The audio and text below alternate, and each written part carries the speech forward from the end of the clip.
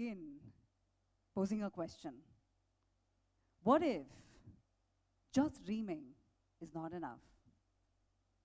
What if dreaming and having a concrete plan is not enough?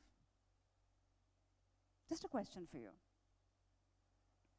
So when I was invited to speak at this event, the first thing I did was I went up to my students and I asked them, so what do you think I need to talk about? What do you think that young audience like you would like to hear?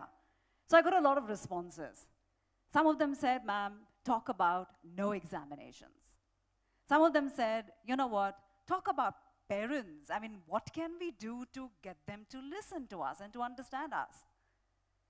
Some of them also suggested that I speak about politics, environment. There was also a very, very interesting suggestion from the students. They said, ma'am, we want to know how Ranveer Singh can be so daring. Well, I said, I don't know about that.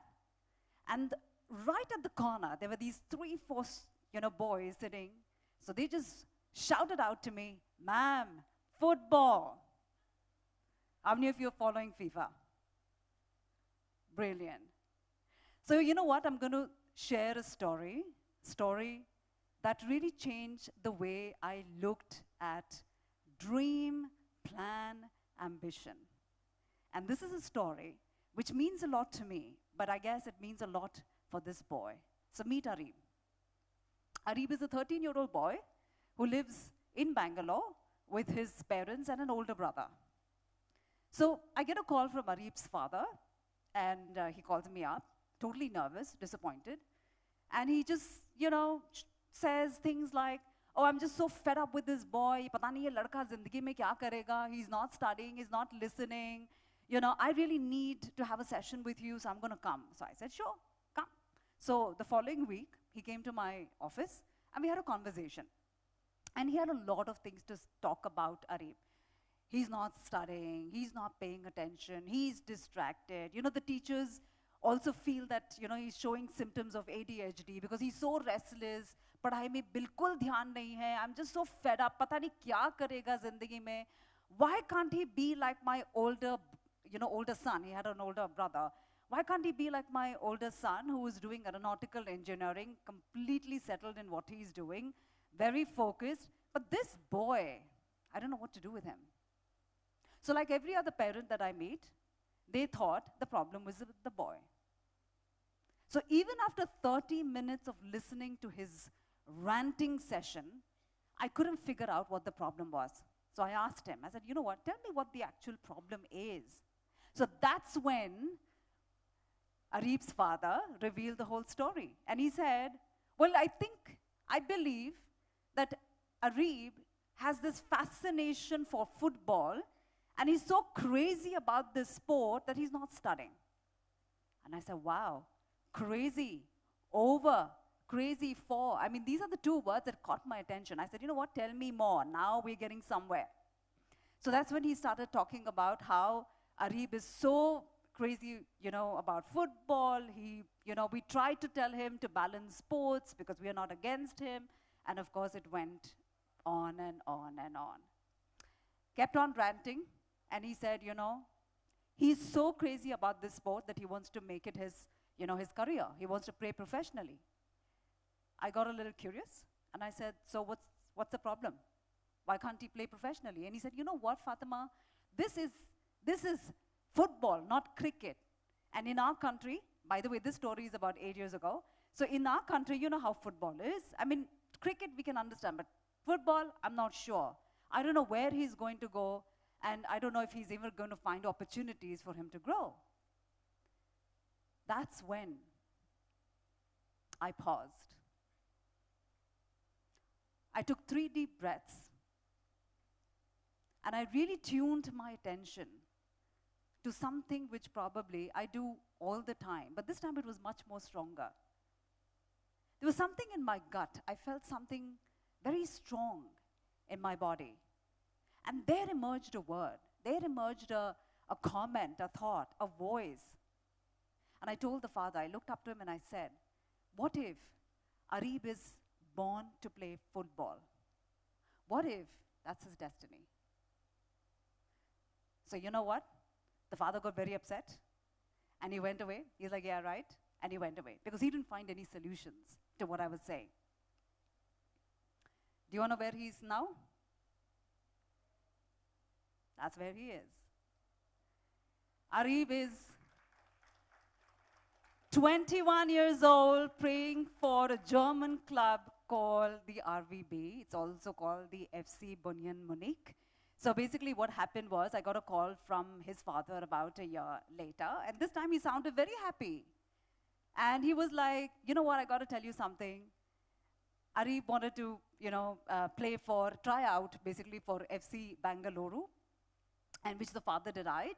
And he said, you know what, you're not doing. But then somewhere, I just remember the conversation that we had. What if Arif is born to play football? Then what? And that time, I decided to give him a chance, but on one condition. If you don't get anywhere after this, you're going to come back and study. So that was the condition. But it just so happened that he got selected by FC Bangalore, and then he tried out for UC, under 17, the Indian national team. And while he was playing for that, he got selected by this German club, which is FC Bayern Munich. Yeah? That his older brother, who was doing aeronautical engineering, after looking at what Arif was able to accomplish by following his heart, also dropped everything and got enrolled into masters in football management, and now actually coaching for DFI, which is a German club as well. So coming to the main point, I think what was so strongly put across in the story was the fact that this I don't know place, I really don't know, it's such a beautiful space to be. It's where, a lot of fear sits and resides, but that's the same place where there is a lot of courage. But we just don't know how to tap into that. We don't know how to tap into those resources. And yes, I don't know, it's uncomfortable, because life is all about I don't know. I don't know how it's going to pan out. I don't know how it's going to be, but we're going to figure out. Because knowledge is also not always about what you know. It's also about what you don't know. But I'm going to figure it out. I'm going to try it out. I'm going to experiment. And that is something which comes from your inner tuition. So we have outer tuition which guides you. You have an inner tuition as well. Your inner compass. You call it your inner voice, you call it your inner guidance. But you know what? Intuition happens to me, according to me, one of the important aspects and facets of really cultivating a fearless heart. And it's not like, people don't have passions. How many of you can actually, how many of you are following FIFA, by the way? All of you following? Yeah. How many of you love listening to music? And you can do this all the time, throughout, for hours together and not get bored? Awesome. So that means it's not about finding the passion. It is about really about perception. It is about connecting with that inner compass, that inner tuition, which creates a lot of problems, yeah? And sometimes what we also do is we can get confused between goals and dreams. Goals are basically something that you do. It's in future. Dream speaks of your authentic self. So let me show you how it goes. They both feel very different energetically. So I want you to sit up straight. Sit up straight. Let's try this out. I want you to tell yourself that my goal for the next 2 years is, just tell yourself. Just see how it feels in the body. Now move on to, my dream is to. See how that feels in the body.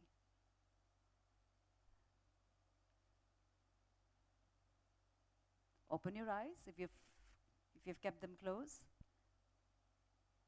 Do you feel the difference? Yes? It feels very different, right? Yeah? Because fearless heart is all about tapping into that intuitive energy, that intuitive intelligence that we all have. And somewhere people talk about planning and we talk about, goal setting, which are super important. But nobody really talks about intuition as an important navigator to where we want to be. So it really makes sense for all of us to just pause and ask yourself these questions. What is it that I really, really want? What speaks of my authentic self?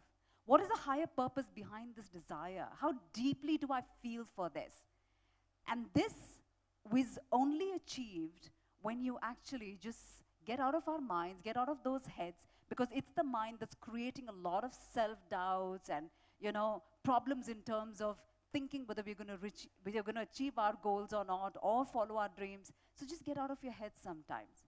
And this is a practice that I always suggest, which is shikantaza. That means you just have to sit for some time. And your inner intelligence, your body, will tell you where you need to go. Because intuitive is the language of the body. So, fearless heart, which is your intuition and your conscious faith. I really don't have any definitions to what conscious faith is all about, but for me, conscious faith is all about really surrendering, that willingness to surrender what I really want to something that probably I don't know. I don't know whether I'm going to succeed in my football. I don't know if I'm going to do well in my new startup that I do, new activities that I do. But you know what? I'm going to figure it out. And that's what is going to help us cross that bridge of I don't know. And this is also something which is like the third part, which is hosting and holding to that sturdy willpower. Willpower to carry on, because there are a lot of people who are going to saying, this is not meant for you, just like the way Arif's father said, football, not okay in India, you won't grow, but look at his destiny. If India was not something that was meant for him, it actually took him overseas. You never know. But staying on and really pinning your desires to something that you want requires a lot of willpower, and that requires a lot of courage. So going on, keeping on. And if you're not very happy, if you're very doubtful about what you want, then you know what? Changing the careers, like how Tabish did. He moved on from aeronautical engineering, which was his comfort zone of, growing, to something that was challenging. That also requires a lot of courage. So for me, fearless heart is super important for you and for us, all of us, to connect with that courage that is required for us to dream. And if I have to leave you with that formula, it is intuition plus conscious faith. And you multiply that with sturdy willpower, courage. These three aspects helps you to just push you to what you want. And you know what? You'll never be sorry. Last, I think what I really want to say is that fear is not the absence. Fearlessness is not the absence of fear. It is about really being in the here. And if you're still confused about your dreams, you don't know where you need to go, you're not sure, then you know what? Go out and help somebody else fulfill their dreams. You will find yours, I promise. Thank you so much.